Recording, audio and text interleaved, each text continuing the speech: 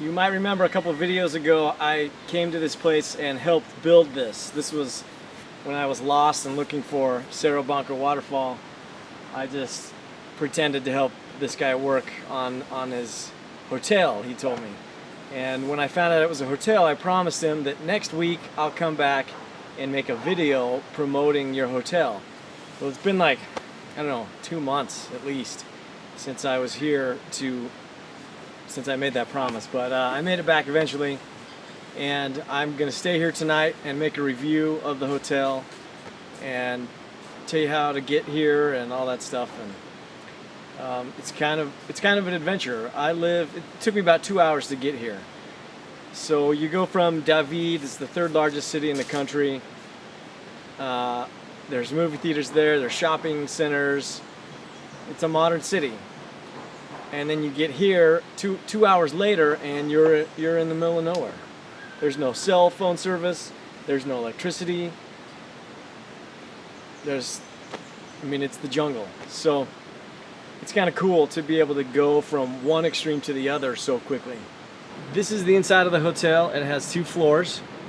There's the dirt floor here, and then a ladder up to the 2nd floor. That's where people sleep. And up here there is a mattress made of cardboard. That's what you sleep on. I brought my hammock, that double nest, and I'm just gonna string it up from here to here. Maybe move this ladder, and then I'll just sleep here. There's enough room for me to park the bike inside, and if you had a sleeping pad, this would be just fine up there, but I don't really have one, and the hammock is plenty comfortable enough, so we'll just stick with that. So, very simple place. You saw how it was built in that other video. It was just lashed together with everything here is, well, there's some rope, like some twine here, that was bought at the store. Everything else was just found on the ground in this area. It's pretty interesting how, hey, I need to build a house. Oh yeah, where do you want to build it? Right over there. Okay, let's gather some stuff. We got a house. A couple days, they could throw up a place to live.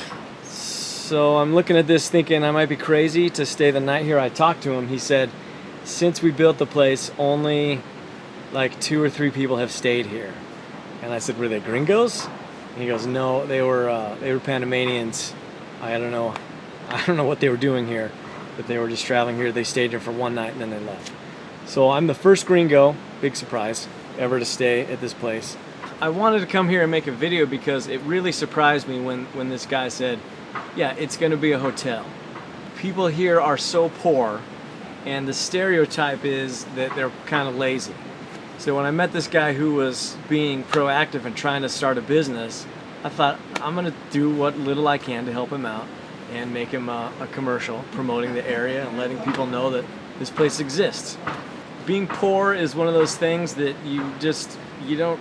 sometimes you just don't have control over it. You look at these people, what is he supposed to do? Sell this grass shack, and then with the equity that he gets out of that, move to the city where his kids can get a good school, go to a good school and get a good job?